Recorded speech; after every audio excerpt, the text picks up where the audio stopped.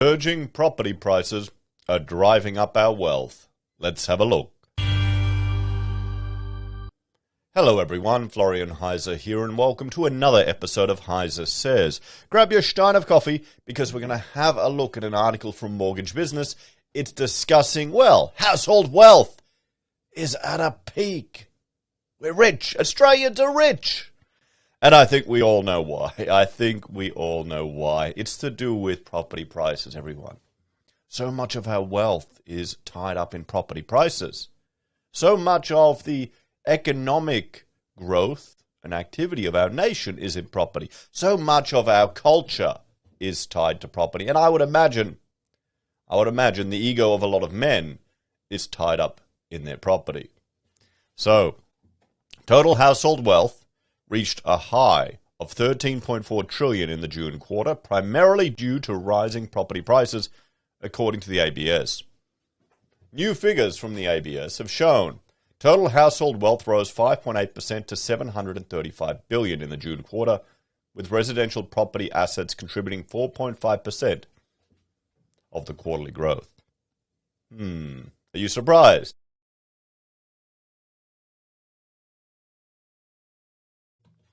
Superannuation balances and direct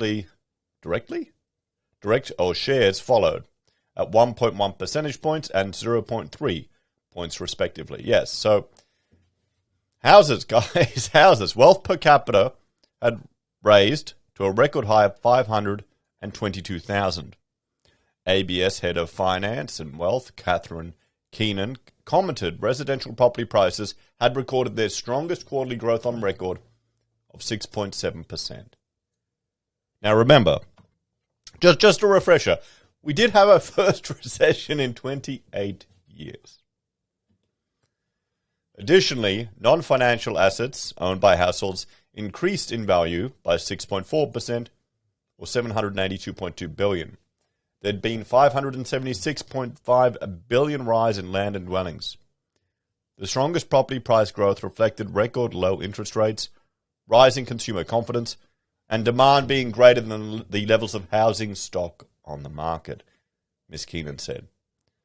Demand from credit came to 78.6 billion, a rise of 25.5 billion over the quarter, of which households borrowed 45.1 billion. Now, here's a consideration, guys. The RBA are not interested in housing or house prices. They're interested in the potential impact that a decline in house prices could have on people's consumption and on the, creation of credit from the banks. The amount of money the banks will loan for houses, and that will exacerbate a decline, and that people will tighten their purse strings. That's what they're worried about.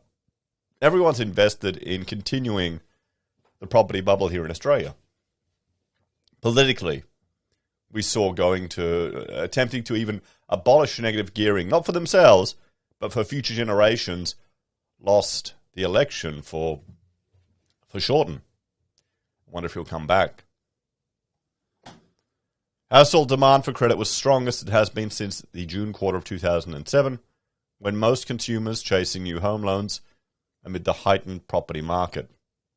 There was a $38 billion rise in housing loans and an $8.7 billion increase in unincorporated business loans, which drove an overall 1.8% or $8.7 billion growth in household liabilities. Of the new housing loans, the bulk, $31.9 billion worth, had been owner-occupier compared to $6 billion for investors.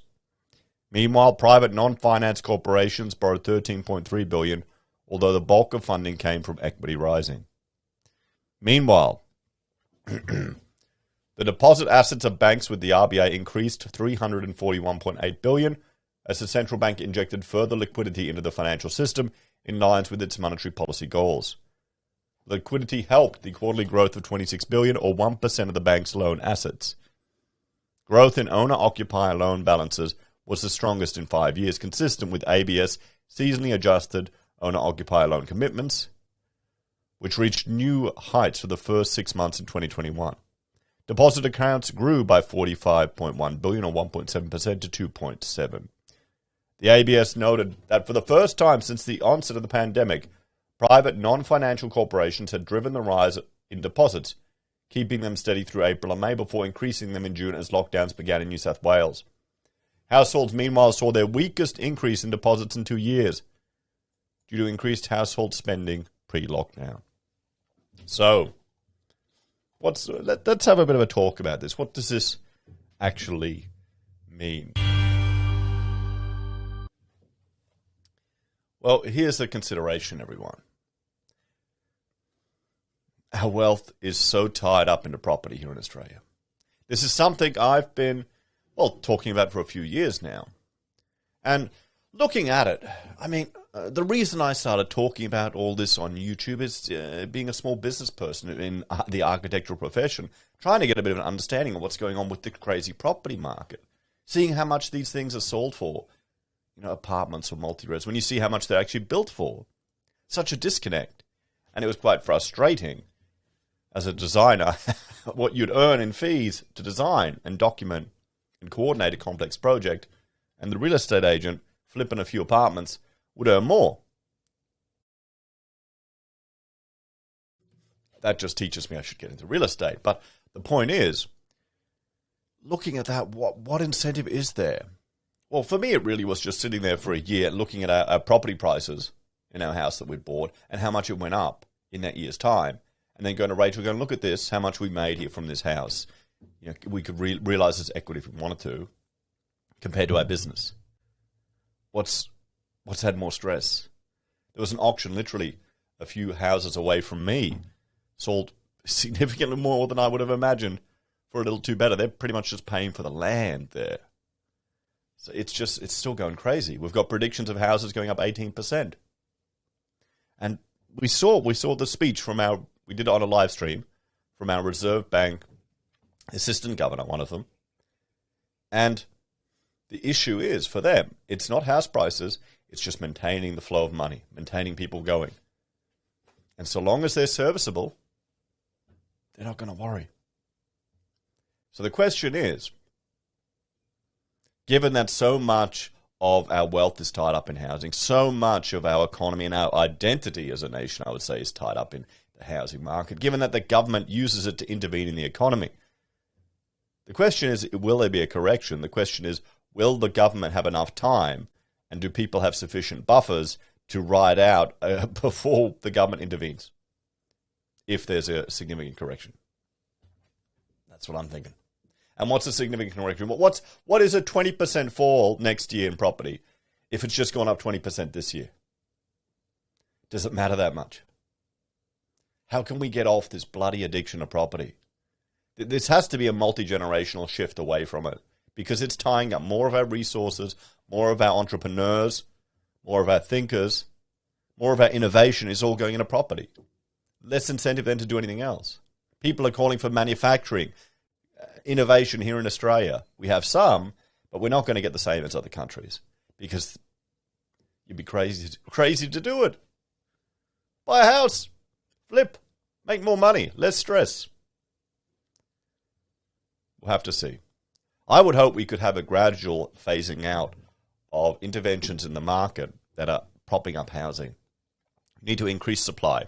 You need to reduce the power of the not in my backyard crowd. You need to reduce the onerous requirements on housing for construction. And by that I mean all of this legislation we have around environmental requirements, all of these other performance requirements that are kind of pointless when you're demolishing these things in 20 years' time. When you look at the payback time and embodied energy, you have to have stuff in here for 50 years before it's worth doing. The cost of council getting land accessible. Anyway, we'll have to see. Hopefully there'll be a shift. Hopefully people won't pivot hard left and want more government intervention, thinking that's the solution. Hopefully. Let me know your thoughts and opinions on this one in the comments down below, guys. Thank you all for watching. Has your wealth increased? Do you feel richer? If your houses have gone up in value, is it going to affect how you spend at all? It might. Even a little bit. I mean, even I let the purse strings go a little bit more. Oh, yeah, I'll get that $1 a month introductory subscription to that gaming service. I'll just give it a try. We'll see. As always, guys, thanks for watching. Like, share, subscribe to the channel. If you're a fan and enjoy the content I find and cobble together here, there are a few ways you can support us. You can join us on YouTube or Patreon. Sign up for SelfWealth or Stake. Use our affiliate links at Amazon, eBay, Independent Reserve, or AussieBroadband. You can buy our merch from HeiseSays, use Gold Pass from the Perth Mint, or support us via PayPal. Take care. I'll see you next time. Bye for now.